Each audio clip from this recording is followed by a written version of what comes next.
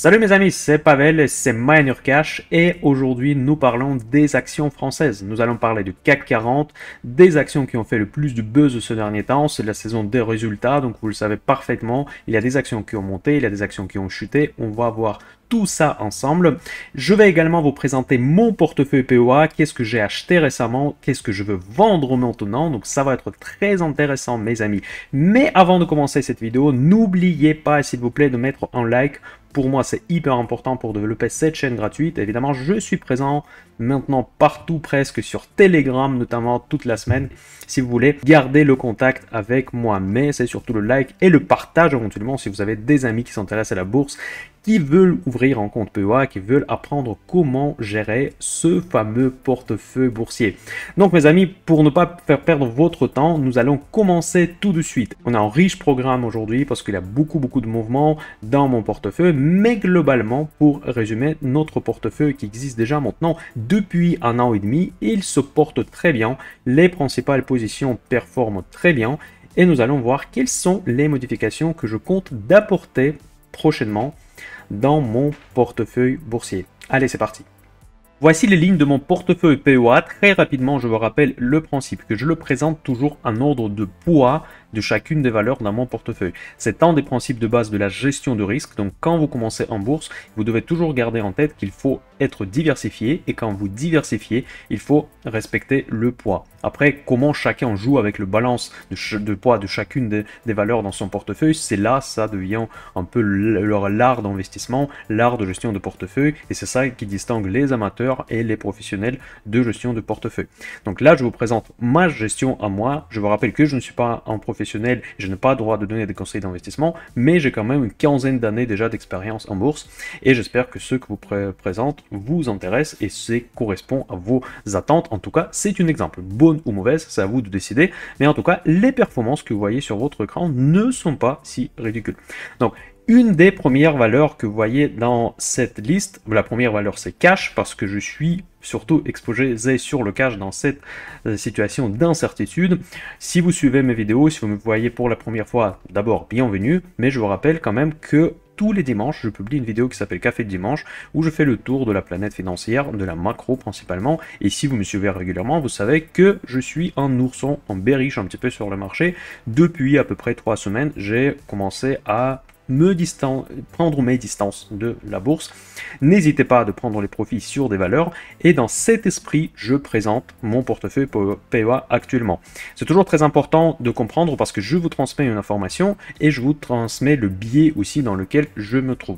Donc après, vous pouvez avoir votre avis, votre lecture de marché, vous pouvez voir un potentiel de hausse sur les indices et probablement dans ce cas-là, ma vidéo sera intéressante également pour voir l'avis contraire par rapport au vôtre. Si vous rejoignez mon avis plutôt bearish, dans ce cas-là, ça va parfaitement correspondre à votre vision des marchés. Mais il faut toujours avoir une vision des marchés, il faut toujours avoir la stratégie. Ma stratégie aujourd'hui, ce n'est pas de shorter les marchés, ma stratégie, c'est juste de prendre les profits s'il y en a, donc heureusement qu'on en a, et si jamais il y a des opportunités se présentent, évidemment, je les saisis. Et notamment, le mois dernier, pour mes abonnés premium, si vous voulez connaître toutes les offres de Miner Cash, vous pouvez les trouver dans la description à cette vidéo, je propose les abonnements où je publie mes idées d'investissement une fois par mois et évidemment vous avez l'accès à tout un tas d'autres portefeuilles parce que je présente également le portefeuille pour ceux qui n'aiment pas le risque qui s'appelle le portefeuille Tranquille Biche avec des valeurs les plus sécurisées, encore une fois selon moi, pour les investisseurs qui ont une aversion au risque très faible. Voilà, mais nous maintenant nous allons revenir sur notre portefeuille POA et la première ligne elle est toute nouvelle, toute récente, c'est Soitec. Justement j'enregistre cette vidéo, c'est le soir, le vendredi et Soitec il a chuté en bourse, donc du coup vous voyez un petit peu les données qui sont pas à jour parce que Guru Focus malheureusement il prend les données pour les valeurs françaises uniquement par rapport à la clôture de la veille et aujourd'hui Soitec il chute de 5% parce que la société BlackRock qui est sortie qui a descendu dans le capital. Donc c'est évidemment une mauvaise nouvelle pour l'action. Et cette valeur j'ai rajouté, j'ai parlé beaucoup dans mes précédentes vidéos, j'ai parlé beaucoup aussi dans mes abonnements premium, parce qu'il y a eu 2 vagues de chute. La première vague de chute, c'est après laquelle justement j'ai pris ma position avec un PRU actuellement à 133,64 centimes. Donc je trouvais déjà que ce prix est relativement intéressant. Mais je disais très clairement dans mes commentaires que pour moi ce n'est pas encore la fin. Je vais encore monter dans le capital de cette entreprise, on va parler comme des professionnels, mais en tout cas, je suis prêt à encore renforcer cette position. Vous savez, Soitec, c'est quand même une société assez bijou de la côte française, si vous me permettez cette expression un petit peu rigolote, mais c'est vrai que c'est une société qui a un gros moite, parce que les produits, en fait, les semi-conducteurs de Soitec, ils sont pratiquement dans tous les appareils. Bon, j'exagère un tout petit peu, mais dans beaucoup d'appareils, ils fournissent des éléments. Donc les éléments qui sont produits par Soitec, ils sont présents dans beaucoup d'appareils électroniques à travers le monde entier. Donc forcément, cette société, elle occupe une place, et là en moite, et c'est peut-être pas un moite très fort et très durable, mais dans tous les cas, actuellement, elle prend une bonne place sur le marché des semi-conducteurs, que moi j'appelle parfois le pétrole du 21e siècle. Bon, j'exagère, je sais, j'exagère un tout petit peu, mais en tout cas, ce que je veux dire par ça, c'est que le semi-conducteur, c'est vraiment l'avenir, parce que on peut parler de tout ce qu'on veut, mais on est quasiment certain, mais je pense que même pas quasiment, on est certain que les semi-conducteurs, on aura besoin beaucoup dans l'avenir proche et dans l'avenir loin. Parce que l'électronique, ça commence à nous entourer partout, donc on a maintenant l'intelligence artificielle, on aura du metaverse, on aura plein de choses, on a plein de gadgets de partout maintenant, et chaque gadget, c'est des semi-conducteurs. Tel ou tel. Après, chaque semi-conducteur ne se valent pas, mais je trouve que Soitec, c'est quand même un très bon choix. Et c'est pour ça que j'ai décidé de rentrer dans cette valeur en plusieurs étapes. Donc la première étape, elle a été réalisée autour de ce cours que vous voyez sur votre écran. Et la prochaine étape, je suis prêt de réaliser prochainement. Je vais quand même regarder tout de suite, mes amis, sur le graphique de semi-conducteurs Soitec. Je l'ai présenté déjà sur mon Telegram. Je vous rappelle que Telegram elle existe, donc n'oubliez pas vous inscrire. Il a eu à un moment donné, il a eu quelques problèmes sur mon compte parce que j'étais attaqué par les spams. Donc il a eu des gens méchants qui commençaient à présenter les services. Donc du coup j'ai dû restreindre un petit peu les accès. Maintenant je valide malheureusement chaque personne qui s'inscrire à ma chaîne. Bon, je pars toujours du principe, ça c'est un peu l'esprit du projet Miner Cash, que je préfère d'avoir moins abonnés, mais les abonnés plus fidèles et plus qualitatifs, les gens qui s'intéressent vraiment à la bourse, avec qui on peut travailler, avec qui on peut avancer. C'est ça plutôt l'esprit de mon projet. Voilà. Voilà mes amis, donc ça c'est le graphique que j'ai présenté notamment dans mes abonnements et aussi sur la chaîne dans mes précédentes vidéos de Café Dimanche. Et quand je l'ai acheté, où nous étions sur ce niveau-là, j'espère que vous voyez bien, en fait, sur ce niveau autour de 133, elle était là, voilà. Donc c'est dans cette zone-là que j'ai pris ma première position. Et voilà, et je disais clairement que techniquement, encore une fois, on peut rebaisser jusqu'à le niveau de 121. Et là, c'est le cours qu'on a vu ce matin à l'ouverture de la bourse française. Donc c'était, on a touché justement ce niveau-là. Ce niveau il est puissant, donc il n'a pas été cassé. Et on est reparti même en séance même, on s'est ouvert à moins 8%. Et là maintenant, je pense on a fini la cote, les cotations à moins 4,7. Donc déjà beaucoup, la chute beaucoup moins brutale. Voilà, maintenant, selon ce modèle technique, on peut constater que le premier support puissant a été atteint. Après, espérons que cette valeur va repartir comme elle a déjà fait plusieurs fois dans le passé. Donc voilà, je ne vais pas m'arrêter trop longtemps sur cette valeur, c'est clair, c'est récent, j'ai déjà communiqué suffisamment sur Soitec que cette valeur m'intéresse. Après, Air Liquide. Air Liquide, franchement, c'est très difficile de s'en débarrasser. C'est une valeur de grande qualité, c'est une valeur chouchou des bons pères de famille, c'est une valeur qui est très généreuse envers les actionnaires. Plus vous gardez, plus vous avez des dividendes. Donc bref, il y a toute une politique de fidélisation des investisseurs. Et je pense que c'est quand même le portefeuille PEA. Quand on parle de portefeuille PEA, souvent, ce ne sont pas des traders. Bon, il y en a des traders évidemment, mais la plupart des personnes qui me regardent, j'imagine que ce sont des investisseurs. Dites-moi d'ailleurs dans les commentaires si vous avez plutôt le profil investisseur ou plutôt le profil, on va dire, dynamique. Donc ça veut dire que vous achetez ou vendez souvent. Mais même si vous êtes dynamique, je pense qu'il faut toujours avoir un fonds de portefeuille. Et Air Liquide, c'est une excellente valeur pour le fonds de portefeuille. Elle s'adapte, elle se modernise. Actuellement, elle est vraiment exposée sur tout ce qui est voiture électrique, les recharges, etc. Donc c'est pas une valeur de l'ancienne économie. C'est un argument qu'on peut parfois reprocher à des valeurs pétrolières. On va encore en parler, ne vous inquiétez pas. Je n'ai pas oublié Total Energy qui est sorti de mon portefeuille presque plus haut récent. Mais ça, on va voir dans une partie des éventuelles opportunités que je ne saisis pas pour des raisons bearish que j'ai dans ma tête. Et je voudrais quand même parler des sociétés qui ont du potentiel, si vous avez une autre vision, parce qu'évidemment, je ne me positionne pas encore, je vous répète, comme un expert de tous les niveaux, que voilà, je sais que vous pouvez avoir votre propre avis, je ne vais surtout pas l'influencer, je vous présente ma vision, et si jamais j'étais pas bearish, il y a quand même des actions qui pourraient m'intéresser actuellement. Voilà, maintenant Danone c'était aussi une valeur de fonds de portefeuille, là elle est à 12%, elle avait du mal à décoller, maintenant on est presque à 13% même. Schneider Electric, c'est une valeur relativement récente dans mon portefeuille, mais encore une fois, c'est un profil plus de croissance. Sanofi, c'était un grand succès mes amis, je n'ai communiqué aussi, j'ai acheté cette valeur dans le portefeuille PEA, on est à 23% presque et très rapidement. C'était relativement simple, j'ai déjà présenté le graphique. Je vais vous montrer ça encore une fois parce qu'il y a eu une cassure de niveau technique. Pour moi, c'est le niveau technique qui se situait autour de 100 $, même entre 90 et 100. Vous savez, quand moi je fais de l'analyse technique, j'aime pas me fixer trop les limites trop fort en fait sur les niveaux parce qu'il y a toujours de la volatilité, il y a toujours un petit peu une marge d'erreur. Mais quand on a cassé plus exactement 95 € au niveau de graphique technique, on avait toutes les chances d'aller beaucoup plus loin. Après, on n'a pas réussi de dépasser le plus haut récent qui a été atteint le 22 avril. Et là, on est repassé pour se corriger sur les 100 €. Mais je pense que quand même, Sanofi, il reste tellement longtemps dans ce canal entre, si vous voulez, 75 € et 95 €, que maintenant c'est le moment quand même de casser le canal, parce que quand même la société est rentable, le capital grossit, donc la société fait de nouveaux produits, même si Sanofi ce n'est pas ma valeur préférée dans le secteur de pharma, ça reste quand même une valeur défensive, ça reste quand même une valeur de grande qualité. Voilà. Ensuite, Amadeus IT, c'est une valeur que j'ai achetée il y a longtemps. À un moment donné, j'étais très dans le rouge.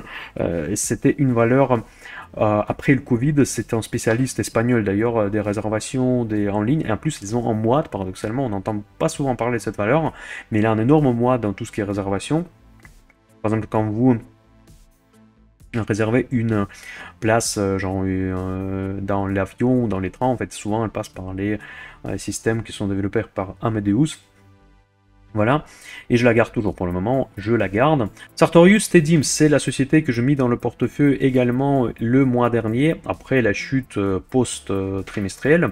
La société l'a déçu, il a déçu la deuxième fois de suite sur cette trimestrielle. Par contre, moi je trouve que quand même la rentabilité et les potentiels de cette valeur, et surtout le moite dans que possède cette valeur, donc l'avantage concurrentiel, je trouve qu'elle est très fort, qui peut justifier les valorisations assez riches. Après, Sartorius, il bénéficie évidemment d'une prime Covid, donc l'action elle est allée très haut, on a vu les cours autour de 500 € je crois, maintenant elle est redescendue largement en dessous, et je pense que en dessous de 300 €, je commençais à m'intéresser à cette valeur, et je l'ai eu à 240 dans ce portefeuille PEA.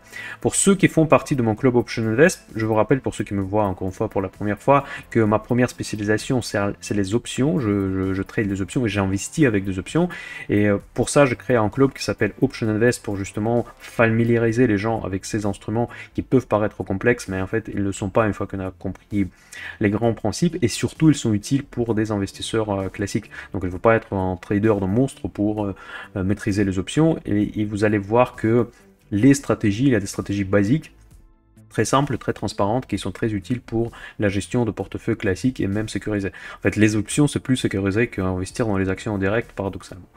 Et malgré la réputation qu'ont ces produits. Voilà.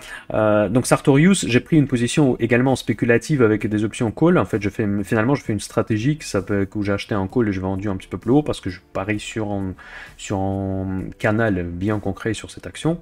Et j'ai fait également une grande article sur cette entreprise sur mon blog minercash.fr. Vous pouvez trouver toutes les informations dans la description de cette vidéo. Je ne vais pas m'arrêter longtemps sur cette valeur parce que je fais déjà l'analyse. Vous pouvez trouver ces infos sur mon site, sur mon blog. Biomerio, pour l'instant, c'est toujours la déception. C'est la seule déception dans on va dire, dans les premières lignes où il y a le poids plus ou moins important. C'est aussi une biotech, c'est aussi une prime de Covid qui est partie. Donc là, par contre, je me suis fait emporter par cette sortie du Covid. Bon, heureusement, mais cette valeur, à l'époque, je l'ai pris comme un hedge contre le Covid. En fait, elle a bien performé pendant la pandémie, mais j'ai dû sortir plutôt, pas peut-être, c'est sûr. Mais finalement, vu que je suis à moins 15%, c'est une belle valeur, c'est aussi rentable, mais je suis beaucoup moins confiant que Sartorius. Bouygues Télécom, bon, Bouygues, bon, non, parce qu'il n'y a pas que du télécom dedans. 7,2, c'est pas mal, une valeur value classique. Pareil pour Rubis. Rubis, le revenu à l'équilibre. C'est une valeur qui fait pas grand chose honnêtement dans mon portefeuille. Je la garde telle qu'elle est là, quoi. Elle propose un bon dividende et il a un potentiel de rebond, mais ça fait un moment qu'elle a le potentiel de rebond qu'il n'arrive pas à réaliser. Après, Française des Jeux, j'aimerais bien me débarrasser de cette valeur. Pourquoi ? Parce que récemment j'étais beaucoup plus dans le rouge avec cette valeur que moi je considérais comme une valeur défensive. Je considère ça comme une erreur d'investissement parce que je l'ai pris avant la crise. La crise s'est déclenchée comme j'ai prévu. C'était là c'est quoi, je l'ai acheté il y a 1 an et demi, je crois. C'était bon, je sais plus quand est-ce que je l'ai acheté déjà, parce que ce portefeuille devient déjà assez âgé. Et donc j'espérais qu'elle va surperformer pendant les crises, mais c'était pas du tout le cas. Piscine des joyaux, voilà, ça c'est une idée dans les small caps. J'ai également fait un article sur mon blog, vous pouvez aller la voir, pourquoi je l'ai acheté. C'est un spécialiste des piscines, valeur peu liquide, attention, si vous êtes intéressé par ce segment, il faut maîtriser les ordres limites et ne surtout pas faire des ordres au marché, parce que sinon vous allez vous faire allumer au niveau de bid and ask, vous pouvez avoir vraiment pas du tout le prix que vous voulez.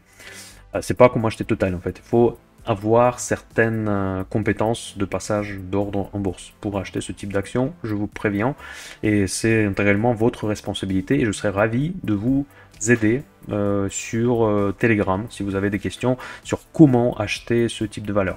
Eurofins Scientifique, c'est un mystère, mes amis, c'était la plus grosse erreur de mon portefeuille. Heureusement que l'exposition, vous voyez, l'exposition elle est ridicule, même pas 1% de mon portefeuille, donc du coup ça ne fait pas grand chose. Ça pèse au niveau de, on va dire, self-estimation, donc parce que moins 42% c'est quand même lourd, et surtout que ce qui m'étonne c'est que c'est une valeur de CAC 40, c'est une belle valeur, belle performance, bon bilan, et par contre, franchement vous savez, pour chaque investisseur je pense qu'il y a des valeurs foufou avec lesquelles vous avez souvent de la chance. Pour moi c'est Total Énergie, c'est clairement ça. Mais il y a des valeurs aussi où vous n'avez pas de bol. Pour moi, il y en a deux. C'est Eurofins Scientifique et c'est Nvidia. Voilà, chaque fois je me prends une raclée avec ces valeurs-là. Donc voilà, et ça c'est pas une exception. Après le reste des valeurs, on va regarder très rapidement parce que il s'agit des valeurs avec des très faibles poids dans mon portefeuille. Donc c'est Ipsen, bon malheureusement parce que 31% c'est beau. Ensuite, Calray et Neoen, c'est les énergies renouvelables. Vous voyez, contrairement à Eurofins Scientifique, ici, je ne le considère pas nécessairement comme une erreur, parce qu'en fait, c'est une exposition que j'ai décidé d'avoir dans mon portefeuille pour les énergies renouvelables. Et je savais, quand j'investissais, que c'est une catégorie C ou D, même à l'époque. Calray, je pense qu'il est passé dans la catégorie C. Je vous rappelle que les catégories, je distingue catégorie A, c'est les valeurs avec des forts avantages concurrentiels. La catégorie B, ce sont les valeurs des grands indices qui occupent une place, on va dire, puissante dans leur secteur. Catégorie C, ce sont les valeurs de croissance. Et catégorie D, c'est donc semi-startup. Donc je pense que Calray, justement, elle est passée de la catégorie D dans la catégorie C l'année dernière. Donc ils ont commencé à avoir des profits réguliers. Donc c'est plus de la société qui fait à perte. Mais je crois que Voltalia, elle reste toujours dans la catégorie D. Donc je m'attendais que j'aurais des problèmes, si vous voulez, sur ces valeurs-là. Et donc là, actuellement, malheureusement, il est très en défaveur, le secteur des énergies renouvelables. En fait, voilà. D'ailleurs, pour les renouvelables, on va peut-être faire une vidéo à part, parce que quand le hype elle est parti, donc on a un petit peu oublié de ce secteur, et c'est là, généralement, c'est le bon moment pour investir.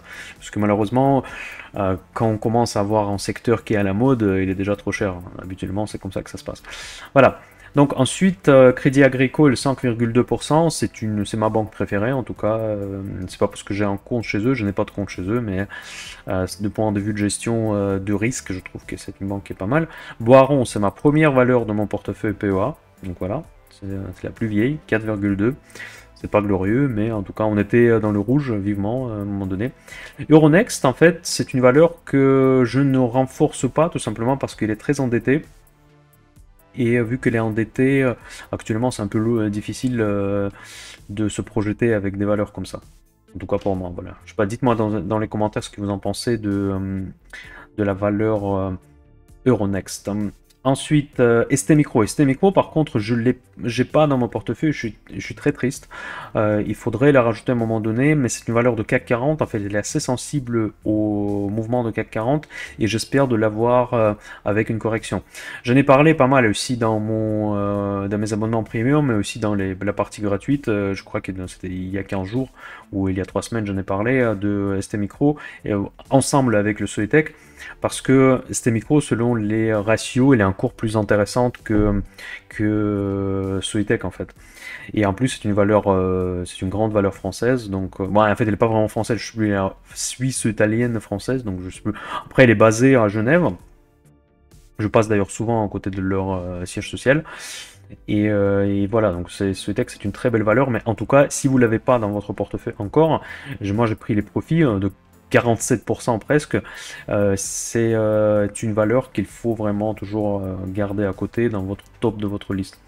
Après, ce sont des valeurs que j'ai clôturées récemment, vous voyez, donc ça c'est vraiment glorieux. L'Oréal 14,6, Thermador vend 30% presque, et Total Energy.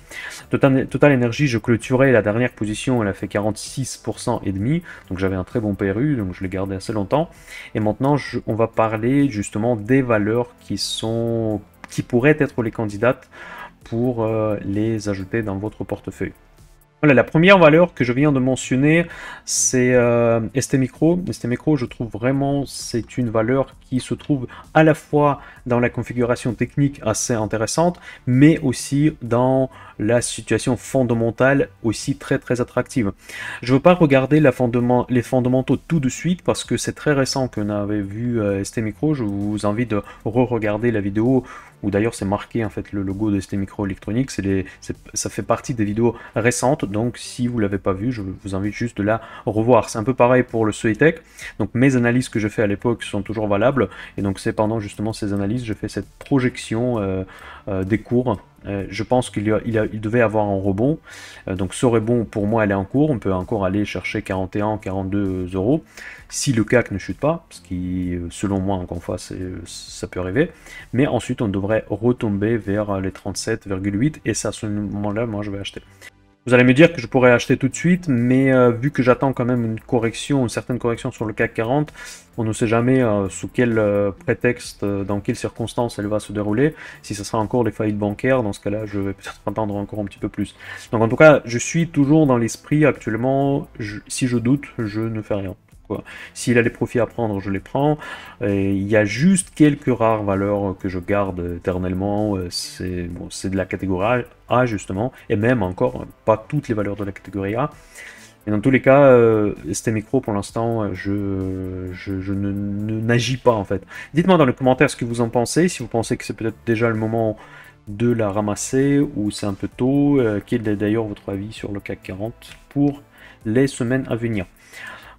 Maintenant, notre cher fleuron énergétique, j'ai bien dit énergétique et pas uniquement pétrolier, c'est Total Energy. Bon, parfait, mais enfin, franchement, cette valeur, elle est parfaite à la fois pour l'investissement dividende, pour investissement et value, si vous voulez, et pour le trading. Moi, j'aime bien faire du trading sur cette valeur, et en plus, comme je vous ai dit, c'est ma valeur chouchou. Donc je l'ai eu pratiquement à tous les cours les plus attractifs qu'on peut s'imaginer, même pendant le Covid, j'avais une position, bon pas évidemment pas à 21, mais je crois que pendant la crise de Covid, je l'ai eu à 28 euros à peu près. Et donc bon, après je suis sorti à 38, après je suis encore rentré, et à chaque fois c'était assez cool. Voilà, donc là on voit la ligne de trend qui est quand même très claire, très évidente. Et aujourd'hui, mes amis, nous sommes sur le premier support de cette ligne de trend. Par contre, s'il y a une correction de CAC 40 et s'il y a une correction du pétrole, parce qu'on a déjà vu pas mal, on peut quand même redescendre vers sa borne plus basse. Et sa borne plus basse se trouve sur le niveau de 50 euros. Et pour ceux qui font partie encore une fois de mon club Option Invest, et vous savez que moi je fais des stratégies optionnelles, c'est la récente stratégie que j'ai clôturée sur Total Energy, et j'ai vendu des puts, les options puts sur le 50, parce que tout ce qui est en dessous de 50 ça m'intéresse, et les options c'est des instruments magiques qui peuvent vous rémunérer pour l'attente. Donc si vous doutez s'il faut acheter ou il faut attendre en tel cours, typiquement comme je viens de vous dire sur ST Micro, je pourrais par exemple faire des stratégies optionnelles ou si jamais ce cours n'est pas atteint, je suis quand même rémunéré de manière fixe en fait. En gros, je vais garder la prime pour des options que j'ai vendues sur ces strikes. Voilà, je vous conseille vivement d'investir avec moi ou pas avec moi. C'est pas du tout du commercial que je suis en train de faire. Bon, un peu peut-être quand même, mais que les options, franchement, ça peut changer votre approche d'investissement. Il faut surtout pas les voir comme les options binaires, des conneries comme ça, parce que on mélange tout souvent dans ce sujet qu'on parle des options. C'est pas du scam, c'est peut être risqué si vous savez pas les utiliser, mais pour savoir les utiliser, il faut pas être un monstre du trading en fait. C'est vraiment des instruments extrêmement puissants que vous pouvez mettre à profit de votre portefeuille. Voilà. Voilà, donc là il y a deux lignes en fait. Il y a deux lignes de tendance, un peu plus, on va dire un peu plus bearish, et l'autre qui est plus positive. La positive, on a déjà atteint, donc si vous êtes, si vous pouvez accepter une petite perte sur Total et garder plus longtemps, je pense que ça peut être déjà assez intéressant parce qu'il y a des fortes chances qu'on repart tout de suite à la hausse. Mais il faut que pétrole reparte à la hausse. Total Energy, malheureusement, ou heureusement, je sais pas, il a toujours cette dépendance du pétrole. Et malgré que le business s'est largement diversifié, c'est pour ça que je suis dans une position investisseur en dessous de 50 euros. Donc si jamais on va redescendre là-bas, je vais prendre vraiment des très grosses positions sur Total Energy. Mais par contre, tout ce qui est au-dessus, après, c'est plus du trading pour le moment parce que, encore une fois, parce que je suis bearish sur le CAC 40. Et c'est ça qui m'arrête un petit peu d'aller un petit peu à fond dans la besogne. Et je préfère parfois observer ce que font les autres plutôt que participer moi-même. Après, je suis quand même aussi un investisseur assez prudent. J'aime bien faire du trading, mais justement, c'est pour ça d'ailleurs que je fais des options. Vous voyez le paradoxe que les options me permettent d'avoir des approches beaucoup plus prudentes qu'avec des actions en direct. Et j'ai implémenté des stratégies quand j'ai quand même une certitude. Pour moi, vous savez, j'ai un indicateur peut-être subjectif, qui est même très certainement subjectif, ce que j'aime bien dormir tranquille, et j'aime pas quand les actions, mes investissements ou mes positions dans le portefeuille impact sur mon humeur, impact sur ma vie, pas ma vie privée quand même, heureusement, mais ça peut même aller jusque-là, parce qu'il faut que vous soyez confortable avec les lignes de votre portefeuille. Là typiquement, par exemple, dans le Club Option Invest, je veux montrer une mauvaise exemple cette fois, parce qu'évidemment, j'ai pas toujours raison. Par exemple, sur l'action Nvidia, encore, je fais une stratégie optionnelle, ça n'a pas marché. Et maintenant, je me suis retrouvé avec une grosse position short et ça m'inquiète. Et voilà, c'est une erreur, clairement, c'est une erreur de deux points de vue. Déjà, de point de vue du trading, mais ça, c'est pas un problème parce que j'ai d'autres trades qui sont gagnants. Beaucoup plus. Bon, pas spécialement plus cette année, mais ce n'est pas parce que j'ai plus de trades gagnants que de trades perdants que je gagne de l'argent, mais c'est surtout que la gestion de mes pertes elle est faite de telle manière que j'ai ajusté mon système de trading de façon pour qu'elle me génère d'espérance mathématique positive. Donc en gros, sur beaucoup de trades, je gagne quand même. Voilà, c'est ça le principe du trade, c'est complètement différent par rapport aux investissements. Et donc si je reviens sur Nvidia, j'ai fait deux erreurs. Du coup, la première erreur, c'est un trade perdant, mais aussi c'est un trade qui me dérange parce que j'ai dépassé un certain niveau. Bref, voilà, c'est une valeur, c'est l'inverse de Total parce que j'ai jamais de bol avec cette valeur. Voilà, donc tout ce qui est pour Total, si vous voulez mon avis, si vous êtes prêt d'accepter une certaine perte, c'est peut-être le moment. Et si vous êtes plus positif que moi sur le CAC 40, et si vous êtes comme moi, vous n'êtes pas positif sur le CAC 40, et si vous pensez que vous n'aimez pas perdre de l'argent, c'est peut-être le moment d'attendre. En fait, dans tous les cas, je ne pense pas qu'il va aller très loin. Au pire des cas, si vous perdrez l'occasion, il va aller sur les 60, 65. En fait, par contre, il peut aller même jusqu'à... Oui, pour moi, le niveau plus haut, c'est le 70 en fait. Mais c'est déjà pas mal. Sachant que nous, on est à 55. Rater un mouvement comme ça, c'est dommage. Voilà. Ensuite, beaucoup de personnes m'ont parlé de téléperformance. Et je me souviens, j'oublie toujours le TEP. Voilà, TEP, c'est le ticker. Chaque fois, je l'oublie. Ouais, cette valeur, elle est très volatile. Elle était dans mon screener. Elle est toujours dans mon screener... Metaverse. Vous voyez, donc elle atteint le niveau, la zone des forts supports, mais par contre, ce que j'aime pas dans cette valeur, parce qu'elle fait des moves, mais vraiment énormes. Franchement, c'est justement, c'est pas une action tranquille biche du tout, c'est une action pour le CAC 40, je trouve la volatilité elle est quand même assez importante, mais par contre, si on regarde purement la technique, elle est dans la zone de survente, largement, et elle a du mal d'en sortir. Ça a déjà arrivé dans le passé, vous voyez, il est tellement volatile que rester un certain temps dans la zone des RSI en dessous de 30, c'est assez typique pour cette valeur, donc il ne faut pas s'étonner. Là, il reste assez longtemps, selon moi, mais en tout cas, on est dans la zone de mars 2020, c'est la crise de Covid. Est-ce que c'est justifié? Ça, je ne sais pas. Bon, après, on a vu ces niveaux en 2019, on a vu un nouveau ces niveaux en juillet 2018. Donc, vous voyez, on a quand même bien corrigé hein, sur cette valeur-là. Après, il faut voir. Hein, pour moi, c'est pas une valeur nécessairement avec un moat énorme. Je connais le business vaguement en fait, mais je suis pas un expert de cette valeur. En tout cas, techniquement, je trouve qu'elle peut rebondir. Encore une fois, mais le CAC 40, si vous croyez au CAC 40, si le CAC 40 va aller sur, je sais pas, sur 7005, sur 7007, dans ce cas-là, évidemment, et le total et Téléperformance sont intéressants. Après, je parle pas assez des secteurs de luxe. Je pense que c'est quelque chose que m'a déjà reproché une fois. Pourquoi j'en parle pas? Bah, tout simplement parce qu'il est trop cher. Hein. Franchement, il est trop cher. Je pense que justement, sur le secteur de luxe, il n'y a pas grand-chose à faire. C'est pour ça que j'en parle pas. Après, bon, c'est même difficile à trouver des tendances ici parce que, par exemple, l'action qui est bon, peut-être la meilleure action en France, c'est clair et net. Mais si on essaye de construire les lignes de tendance, les canals, c'est compliqué parce que elle peut théoriquement aller encore sur 2000, quoi, 2600, c'est possible, mais ça me paraît quand même extrêmement peu probable vu la valorisation actuelle. Et je vais rentrer un petit peu plus en détail parce que je parle rarement de ces valeurs parce que je les trouve toujours très chères. Voici ce que nous dit Guru Focus, en fait 89 sur 100. Bon, il pourrait donner beaucoup plus, mais je pense que c'est la valorisation justement qui pénalise le, le rate de Guru Focus. Donc la croissance 10 sur 10, donc parfait, valorisation, vous voyez, donc ça c'est juste la folie. Donc on a Forward PE 53, on a EV et BIDA vers Forward 37. Moi j'achète pas les valeurs en dessous au-dessus de 20. Or, les exceptions, peut-être pour Hermès, je ferai une exception d'acheter avec Heavy Forward et Bida à 25.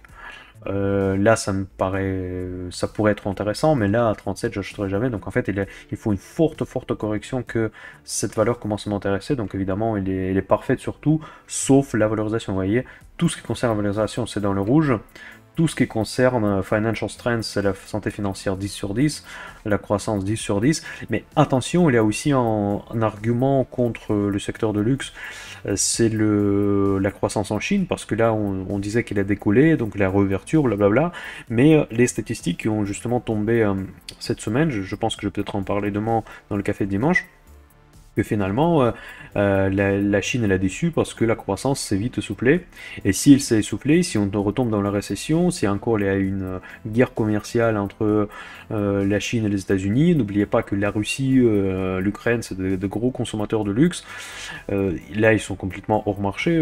Franchement, je vois pas trop qu'est-ce qu'on peut espérer d'avoir dans ce secteur avec des valorisations comme ça. Après, s'il était massacré, je dirais autre chose. Mais au prix comme ça, je vois largement d'autres opportunités. Voilà, mes amis.